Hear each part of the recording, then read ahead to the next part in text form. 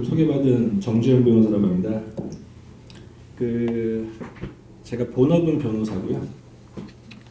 본업처럼 요즘 하는 게 아까 소개해주신 리걸 인사이트라고 하는 일종의 리걸 테크를 표방하는 주식회사의 대표로 또 활동하고 있습니다. 우연찮게 오늘 이제 발표를 하면서 방금 전에 이제 한혜라 교수님께서 발표해 주셨는데 사실 저희 서비스하고 밀접하게 연관되는 분야여가지고 말씀하시면서 저희도 충분히 개발하면서 계속 지금 거의 몇 년째 고민을 해왔던 분야이기도 하고 고민을 했던 문제이기도 하고 이제 해결책 타협안 있는데 그게 사실은 우리나라 전체 법률 시장에서의 리걸테크 시장이 발전하는데 그 적당한 솔루션이나 해결책은 사실은 되긴 좀 어려운 부분들이 좀 있습니다. 말씀하시면서 여러 가지 저희가 고민했던 부분들에 대해서 말씀을 해주시는 게 있어가지고 한편으로 후련하기도 했지만 좀 답답한 부분도 좀 있었고 우리나라의 실정과 법제에 대해서 그래서 지금 방금 전에 말씀하신 부분과 일정 부분 좀 겹치는 부분도 있을 텐데 어떻게 보면 이제 실제 그런 서비스를 운영하는 회사 입장에서의 한번 목소리를 한번 좀 들어보시면 될 것 같습니다. 첫 번째는 저희가 지금 마시멜로라고 하는 사이트 이름으로 이제 서비스를 제공을 하고 있는데 법이라는 게 굉장히 딱딱하거든요. 지금 여기 계신 분들은 이제 법이라고 하는 것들을 많이 직업이나 주위에서 많이 다뤄보신 분들이니까 조금 편할 수도 있겠지만 여전히 일반인들에게 법이라고 하면 굉장히 딱딱합니다. 무섭고 가까이 하기 싫고 평생 한번 할까 말까 사례가 있을까 말까 하는 그런 사례들인데 그거를 좀 부드럽게 접근해 보자라는 취지로 정명을 했고요. 저희 법인 설립은 17년 8월 8일에 했습니다. 하면서 사실 이제 중기부의 펀딩을 받아서 이제 고소장 자동 작성 서비스라는 걸 이제 개발을 해서 서비스를 시작을 했고 그 다음해인 작년 18년 4월 18일에는 행정심판청구사하고 행정소송 소장 그래서 대략 여러 가지 행정소송 유형들이 있습니다.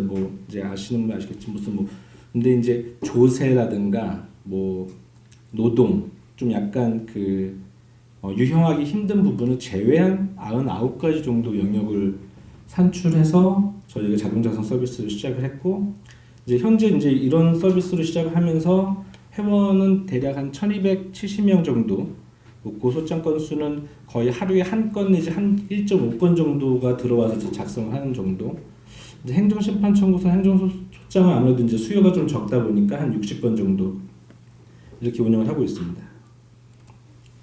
왜 시작했냐 저희가 4차 산업혁명에 굉장한 총알 타이틀을 얻기 위해서 시작한 건 아니었고요.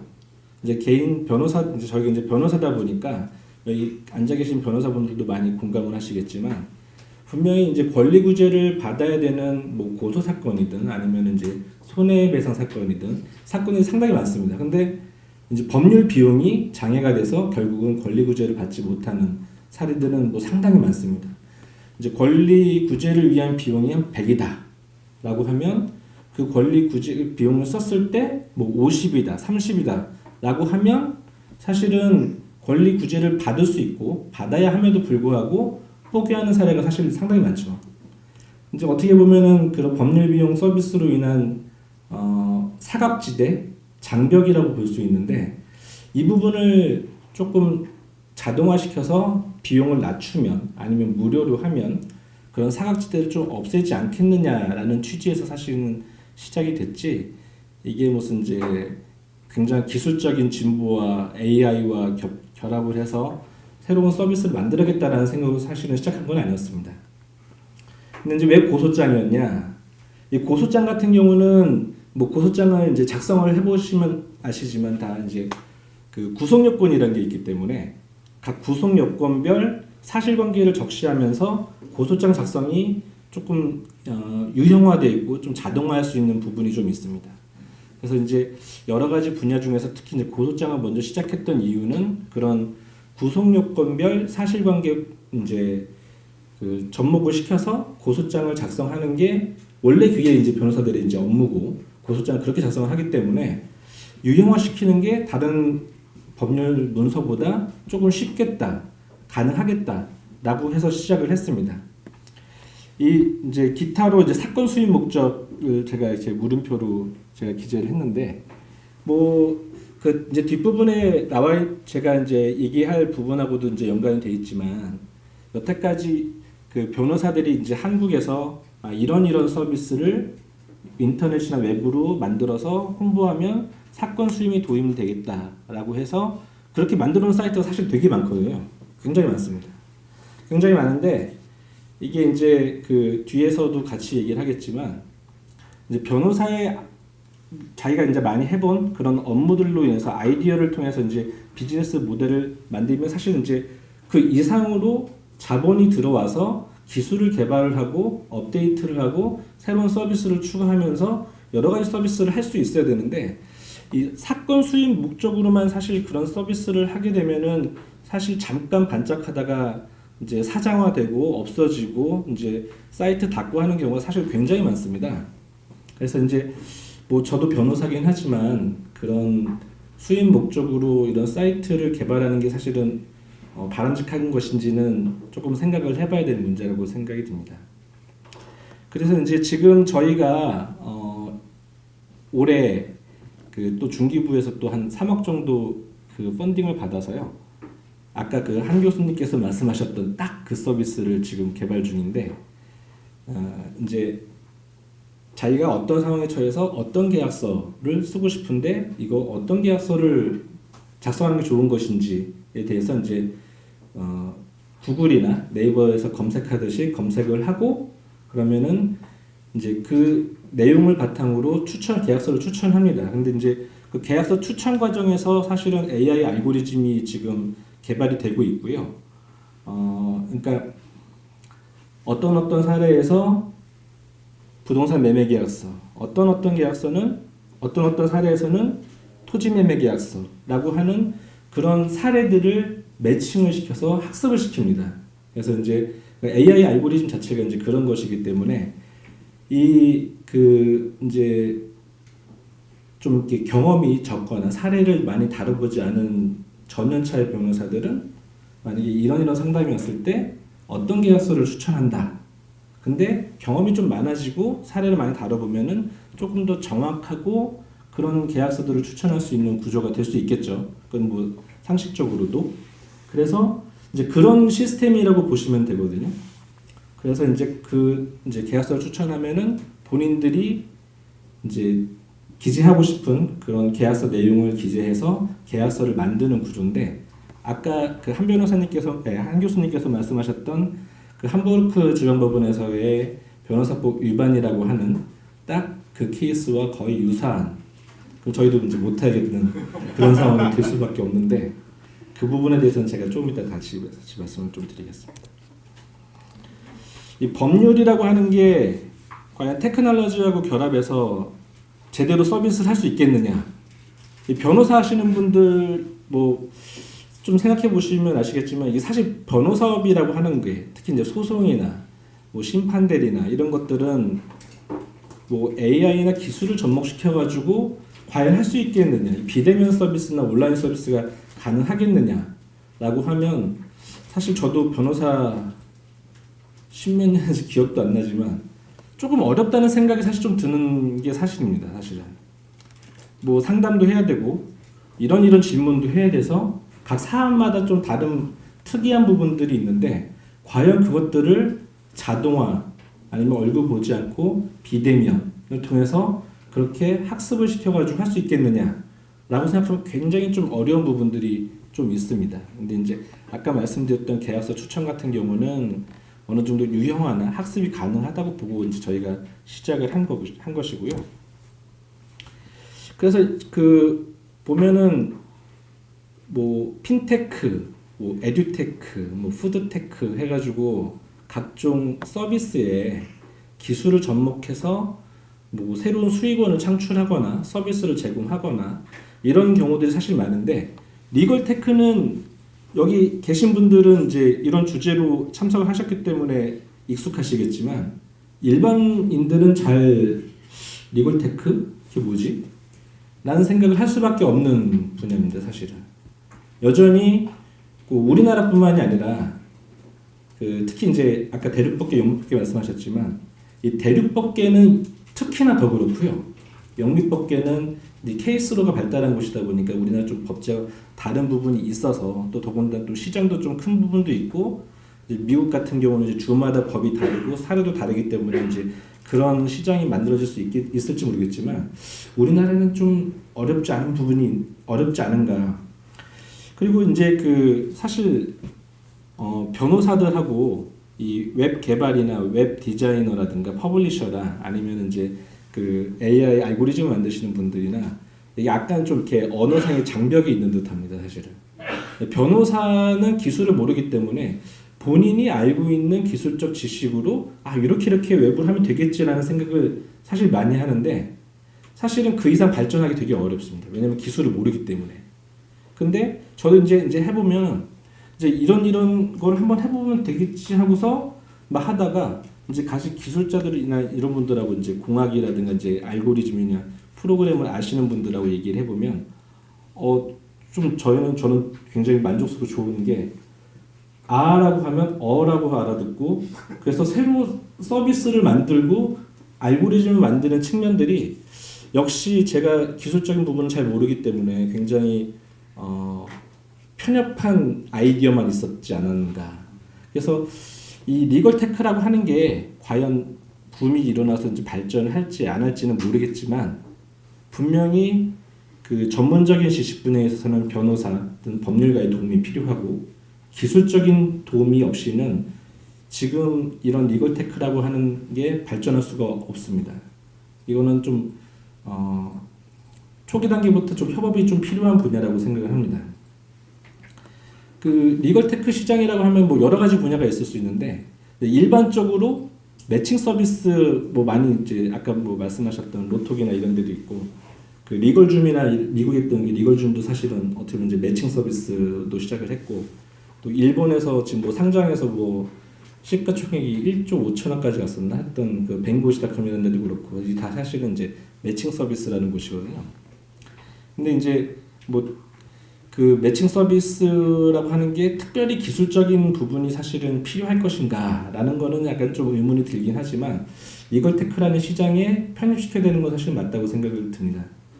그 다음에 이제 아까 저희가 하는 것처럼 그리고 다른 많은 업체들이 있는 것처럼 계약서가 됐든 아니면 우리나라에서로 보면은 이제 지급명령 신청서 아니면 개인회생 신청서 아니면 등기 그리고 또 내용 증명 이런 법률 문서를 자동으로 작성해주는 서비스들 이거는 분명히 이제 리걸테크 분야로 봐야겠죠. 그리고 이제 우리나라에도 이제 로엠비나 이런 업체들이 있지만 이제 법률 자료를 리서치하고 검색하는 서비스들 이런 분야들도 리걸테크 시장이라고 봐야 될 것 같은데 이제 조금 더 발전을 하게 되면 법률 의견, 리걸 오피니언을 AI라든 아니면 이제 학습을 시켜서 서비스를 할 수 있는 건 가능하지 않을까라는 생각은 사실 하는데 문제는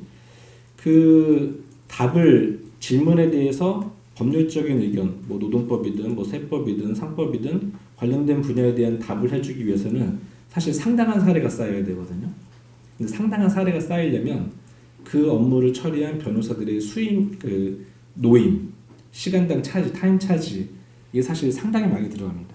이게 낮게 잡아서 시간당 30만 원씩이라만 보더라도 과연 저런 사례들을 학습시켜서 서비스를 할 만한 데이터들을 모으는데 생각하기도 힘들 정도의 많은 비용이 들 수밖에 없습니다. 30만 원씩 하루에 8시간 계산하면은 몇억 몇십억씩은 당연히 들 텐데 법률 시장의 또 리걸테크 시장의 크기를 감안했을 때 과연 그런 정도의 비용을 투자를 해서 그런 로데이터를 만들고 그런 서비스까지 개발할 수 있을지 시장 논리로 봤을 때는 엄연히 불가능하다고 생각합니다. 특히 우리나라 분야에 있어서는. 하지만 충분히 가능하다라는 생각은 듭니다. 그것을 뭐 처음부터 굉장히 많은 분야에 있어서 시작하지 않고 이제 유형화가 가능한 분야부터 시작을 하면 조금씩 그런 범위를 넓혀 나갈 수 있지 않을까. 근데 이제 소송 대리는 조금 다른 분야인데 조금 뭐 저도 여러 가지로 생각을 하지만 조금 어렵지 않을까라는 생각을 좀 하는데 뭐 가능한 기업이 나올 수도 있겠죠. 근데 요즘 보면은 사실 리걸테크라고 하는 단어들이 만들어지면서 이제 시장이 이제 논의가 되고 있는데 이제 비슷한 경험이 사실 우리나라도 있었습니다. 2000년대 초반에 그 인터넷이 막 이렇게 만들어지면서 인터넷이라는 게 사실 예전에만 하더라도 지금이야 굉장히 다양하고 당연하고 뭐 검색을 정보의 뭐 수집이나 당연히 가능한데 2000년대 초반만 하더라도 사실은 굉장히 센세이셔널한 기술이었거든요. 그 전에 그런 게 없었으니까. 법률 자료만 하더라도 뭐 사례 찾아보려면은 대법원 판례 공부 같은 거 쫙 몇 년치 갖고서 그거를 읽고서 알고 있어야 되고 교과서 봐야 되고 교과서에서 소개한 판례도 좀 찾아봐야 되고 이런 식의 정보 접근이 이루어졌었는데 인터넷이 발달하고 법률 쪽에도 도입이 되면서 굉장히 이제 정보의 홍수가 이루어지는 법률 검색이 좀 쉬워지는 정보 검색이 쉬워지는 그런 상황이 됐었죠. 그러면서 이제 그 제가 여기 기재한 이 오세오닷컴이나 로엠비 같은 법률 검색 사이트들이 굉장히 많이 생겨났습니다. 그때 당시 언론 기사를 이제 원용을 해보면 100여 개 정도가 넘어가는 사이트들이 비슷하게 생겨났다고 하고 이 오세오닷컴 같은 경우는 그 이제 이 만드신 분께서 뭐 아시는 분 개인적으로 아시는 분도 계시겠지만 뭐 걸어다니는 그때 뭐 임명사전이라고 어떤 변호사는 누구랑 동기고 누구랑 몇 기고 어디 뭐 대학 동기고 어디 법원에서 같이 근무했었고 이런 거를 꿰고 계시던 분이었다고 하더라고요. 이제 그런 거를 활용을 해서 오세오닷컴에서도 변호사 추천 서비스 자기 사건의 부장이 누군데 찾아보면은 아 부장이랑 누구랑 몇 년에 같이 근무했던 아니면은 뭐 대학 동기 누구 뭐 해서 그거를 제공해주는 서비스를 사실은 우리 오세오닷컴이 시작을 했었습니다. 근데 이제 그때 당시에 또 마찬가지로 이 변호사법 위반의 이슈가 있어가지고 그 결과를 뭐 제가 정확히는 알지 못하는데 하여튼 그런 문제들로 인해서 사실은 서비스가 굉장히 처음에는 여러 가지 언론도 많이 보도되고 그때 제가 그 처음 나오고 했을 때 연수원 다닐 때였었는데 되게 이제 핫한 이슈 중에 하나였거든요 사실은. 근데 이제 금방 좀 이렇게 로엠비 같은 경우에는 실제로 돈을 내고 여러 가지 법률 검색이라든가 판례 검색이라든가 이제 이런 거를 하던 사이트였기 때문에 수익이 나고 있었는데 물론 이제 뭐 그 이후에 크게 뭐 외국처럼 이렇게 이제 돈을 벌 수 있는 서비스는 아니었지만 이 오세오닷컴 같은 경우도 그럴 수 있다고 생각을 했는데 약간 좀 이렇게 금방 사그라드는 약간 좀 아쉬운 부분이 좀 있었습니다. 근데 이게 사실 지금도 똑같은 비슷한 상황이라고 생각이 되는 게 이제 예전에 한번 2000년도에 이렇게 그 법률 쪽 분야에 있어서 이런 기술적이라든가 이런 그 테크놀로지가 결합돼서 새로운 서비스가 제공될 수 있었던 시기였었는데 한번 확 죽고 나서 내내 잠잠하다가 최근에 한 2, 3년 정도부터 제2의 그런 기회, 붐, 리걸테크라는 이름으로 포장을 해서 지금 등장하고 있는 듯한 느낌이 듭니다. 그래서 지금 뭐 이제 같이 말씀드린 변호사법 위반의 이슈도 있고 하긴 한데 또 여전히 수익 구조의 문제도 있긴 한데 이 기회를 또 한번 또 잘 살리지 않으면 또 다시 한 10여 년 동안 또 우리나라 법률 시장은 이전에 있었던 시장과 동일하게 가지 않을까라는 생각을 좀 하고요. 그 지금은 2000년대 초반하고 좀 다른 점은 약간 이렇게 기술이라든가 아니면 플랫폼 사업이라든가 이런 게 2000년대하고 다르게 굉장히 좀 활성화되어 있어서 쉽게 웹 개발하시는 분들이라든가 이런 분들하고 조인이 가능합니다. 그때하고는 기술적인 배경이 확실히 틀리고요. 그래서 조금 그런 이제 법률적인 서비스를 비대면이나 온라인이나 기술을 접목해서 할 수 있는 기술적인 사회적인 환경이 조금 조성돼 있다. 2000년대에 비해서는. 근데 또 한 가지로는 이 뭐 시장의 이제 유동성이라고 하는 뭐 VC라든가 엑셀러레이트든가 이 2000년대 초반에는 사실 그런 게 별로 없었거든요. 근데 이제 그런 금융시장에서의 조금 풍부한 자금이 또 한 번 리걸테크라는 이름으로 포장해서 새로운 산업을 찾기 위한 배경이지 않은가. 그래서 그런 두 가지 이유 때문에 2000년대 초반하고 또 한 번에 그런 리걸테크라는 이름으로 신산업에 대한 논의가 이루어지고 있는 시기가 지금이 아닌가라고 생각을 합니다. 그 이제 법률 서비스가 이제 비대면이나 온라인으로 가능한 것이냐. 이게 보면은 이제 변호사 매칭이나 케이스들 상담이라든가 법률 작성 같은 경우 사실 어렵지 않은 부분이 있습니다, 사실은. 네. 근데 이제 그 AI라고 하는 게 과연 가능한 것이냐라는 측면에서 보자면 저는 충분히 가능하다고 봅니다. 이게 뭐 이렇게 여러 복잡한 그 서비스라든가 이런 리걸 오피니언까지는 아니더라도 그러니까 신입 변호사를 이제 대형 법에도 중형 법에도 이제 변호사들을 학습시키고 트레이닝 시키는 과정하고 똑같다고 보시면 될 것 같습니다.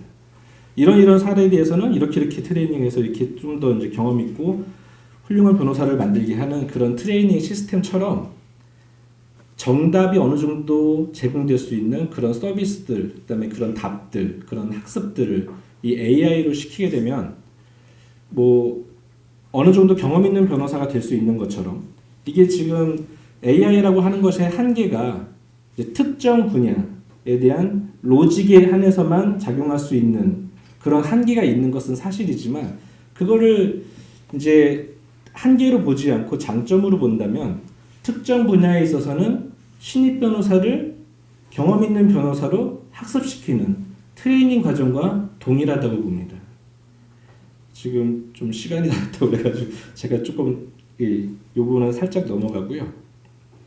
이 변호사법 규제 한마디 좀 드리면 아까 한 교수님 말씀하셨던 거 거의 동일한 얘기인데 우리나라 변호사법 34조 1항 보면 누구든지 법률 사건이나 법률 사무의 수임에 관하여 각호의 행위를 할 수 없고 그 중에 1호가 1호, 2호가 다 사실은 동일한 사전에 하거나 사후에 하느냐 그 차이지 사건을 소개해주고 당사자나 변호사한테 돈 받으면 안 되는 거거든요. 아까 우리나라의 로톡도 마찬가지로 그런 문제가 있었고 외국에서도 마찬가지지만 변호사들 매칭을 시켜주고 그 의뢰인을 매칭시켜주고 의뢰인한테 그거에 대해서 일정 피를 받거나 아니면 반대로 수임했다고 해서 변호사한테 일정 피를 받게 되면 우리나라 법상으로 변호사법상으로 이 조항으로 무조건 변호사법 위반이죠. 위반이고 34조 5항도 변호사가 아닌 자는 변호사가 아니면 할 수 없는 업무를 통해서 보수나 이익을 분배받아서는 안 된다. 이게 다 변호사법 위반이십니다. 근데 이제 제가 알고 있기로는 이제 모 업체들 같은 경우에는 그런 매칭 서비스를 제공하는 업체들 같은 경우에는 변협이라든가 변호사들로부터 고발을 당한 것으로 알고 당했는데 무혐의로 나왔던 거는 뭐 아까 말씀하셨던 것 있지만 이제 뭐 광고료 그런 수임이나 이거하고 매칭시키지 않고 고정된 광고료 실비를 받을 경우에는 수임에 대한 대가로 준 것이 아니기 때문에 이 34조 1항에서 말하는 1항과 5항에서 말하는 변호사가 아닌 자와의 동업 금지에는 해당하지 않는다라고 해서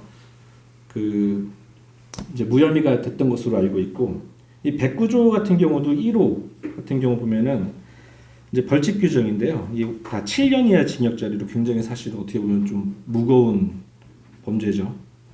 근데 보면 소송 사건이나 이런 사건에 관해서 이제 법률 상담 또는 법률 관계 문서 작성 이런 것들을 사실 못하게 되어 있습니다. 근데 우리나라 대한변협에서의 유권 해석의 취지는 뭐냐? 무료면 된다는 겁니다. 무료면. 이런 서비스를 해줘도 무료면은 지금 전에 있었던 아까 보셨던 변호사법 규정에서 보면은 누구든지 금품이나 향응을 주고 그런 업무를 하지 않도록 되어 있기 때문에 무료면 가능하다는 거였거든요. 사실 저희도 서비스 처음 시작하면서 뭐 소액이라도 결제해서 받아야 되는 거 아니냐에 대해서 굉장히 고민을 많이 했는데 변호사들이 만든 주식회사라고 하더라도 법무법인이나 변호사나 변호사 단체가 아니기 때문에 사실은 이제 주식회사는 영리법인이어서 변호사가 아니죠.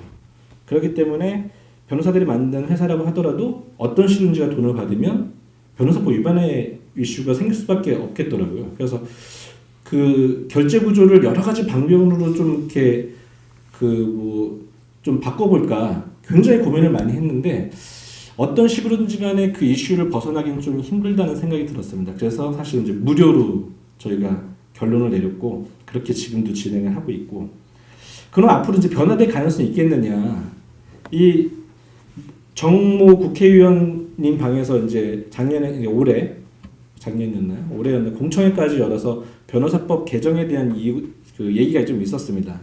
근데 그때 굉장히 뭐 반대도 변호사 단체의 반대도 있었고 해가지고 아예 입법 발의도 되지 않은 것으로 알고 있고 근데 이제 사실은 현재 법률 규정의 해석만으로는 리걸테크 서비스가 합법인지 불법인지에 대한 한계가 분명히 존재합니다. 리스크가 있는 상태에서 사실 사업하기는 되게 어렵거든요. 그렇다고 하더라도 그러면 변협의 의견처럼 무료면 가능하냐? 저는 그것도 안전하지 않다고 생각합니다. 이게 꼭 무료가 아니더라도 사실 주식회사라고 하는 것이 영리를 목적으로 하는 회사인데 그런 서비스를 제공하는 게 그 케이스에 대해서는 무료라고 하더라도 과연 무료라고 판단받을 수 있겠는지는 여전히 의문이기 때문에 이 부분은 입법적인 해결이 좀 필요하지 않을까. 조금 적극적인 지금 뭐 타다니 플러스니 이런 그 화물자동차 운수사업법상의 이제 해석상 또 여객자동차 운수사업법상의 해석상에 이제 문제가 있는 것처럼 이게 법의 해석만으로는 사실은 해결되지 않는 부분이 있기 때문에 법률적인 입법적인 결단이 좀 필요하지 않을까. 그 시간 관계로 제가 좀 하나 좀 말씀을 드리면 넘어가네요. 그 리걸테크라고 하는 비즈니스 사업이 현재 우리나라 굉장히 뭐 주목도 받고 있고 한데 여러 가지 문제가 있습니다. 일단은 규제의 문제가 가장 크고 그건 방금 전에 말씀드린 내용과 동일하고 근데 약간 좀 문제가 좀 있어요. 그 계약서 같은 경우에는 우리나라도 보면 이제 예스폼이나 비즈폼이라는 그런 계약서 서식을 제공하는 회사들이 있는데 그럼 그 회사들은 불법이 아니냐? 엄밀한 논리로 보면은 아까 함부르크 직원법 판결 말씀하셨는데 똑같은 논리로 보면은 사실 그 회사들도 불법입니다. 근데 그 회사들에 대한 불법성 제기는 사실은 문제가 되고 있지 않거든요. 그러면은 리걸테크라는 회사들이 이런 계약서 서비스를 하는 게 불법이냐? 이거에 대해서는 지금 논란이 있을 수 있는 거죠. 그래서 규제의 문제는 이 새로운 비즈니스 모델이나 사업을 하는 데 있어 굉장한 리스크를 제공하기 때문에 이 부분은 아까 말씀드린 것처럼 입법적인 좀 해결이 좀 필요하지 않을까. 그리고 두 번째로는 그 수익 문제입니다. 저희는 무료니까 변호사법 위반 일단 이슈는 피했다고 하지만 그럼 돈을 어떻게 버느냐 이런 문제가 제기되거든요.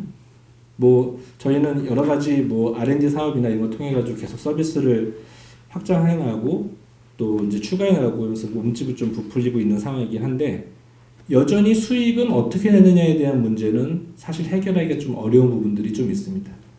근데 제 생각으로는 우리나라의 법률 시장이 조금 작은 편입니다.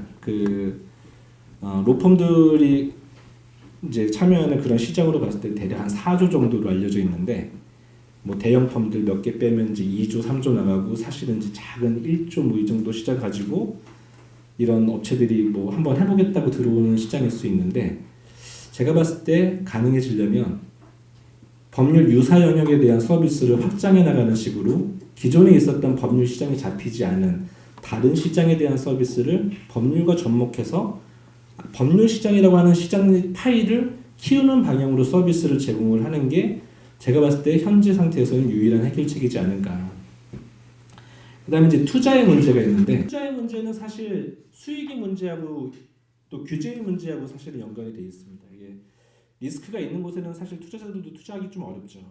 그런데 이제 그 부분에 대한 리스크 해칭이 어느 정도 될 수 있는 상황이 된다면 투자는 어렵지는 않은 상황인 것 같긴 한데 근데 그 다음에 또 문제 또 수익의 문제로 다시 또 귀결이 되고 있어서 이제 리걸테크라고 하는 회사들이 서비스들이 할 때 그런 수익의 문제를 좀 효과적으로 풀어나갈 수 있는 대안을 제시할 수 있는 그런 상황이 돼야 될 것 같고 좀 시간이 잠깐 됐다고 그래서 자꾸 눈치 주고 있는 한마디만 좀.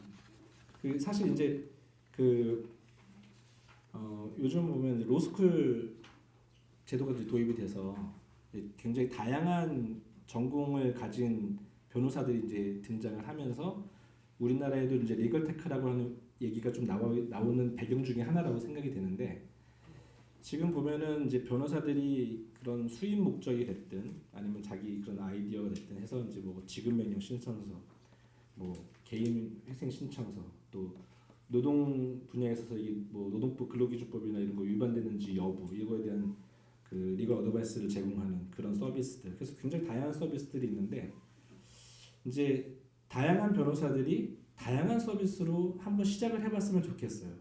근데 그 조금 아마 막상 시작을 하면은 장애들이 있을 겁니다. 그런 장애들은 일단 뭐 서비스 개발에 대한 문제도 있고 회사라고 하는 걸 실제로 운영을 하다 보면 이제 법무법인을 운영하는 거하고는 다르게 비용 고정비라는 게 들거든요, 사실은. 임대차가 됐든 개발자에 대한 임금이 됐든 여러 가지 이제 비용들이 되는데 그거를 좀 극복하고 기술자들과 같이 협업하는 모델로 다양한 서비스를 제공한다면 충분히 우리나라에서도 리걸테크는 가능하지 않을까. 왜냐하면 아까 저희가 서비스를 시작했던 계기도 분명히 권리 구제를 받을 수 있고 법률 서비스가 필요한 사람임에도 불구하고 법률 비용이라는 허들 때문에 권리 구제나 서비스를 포기하는 사람들이 있다는 얘기는 사실 시장은 여전히 남아있다는 얘기거든요. 사실은 사회적으로도 필요한 서비스고 그렇기 때문에 절대 좀 포기하기는 좀 어려운 시장이 아닌가 그렇게 생각합니다. 또 시간이 다 됐다고 해서 좀 일만 마치겠습니다.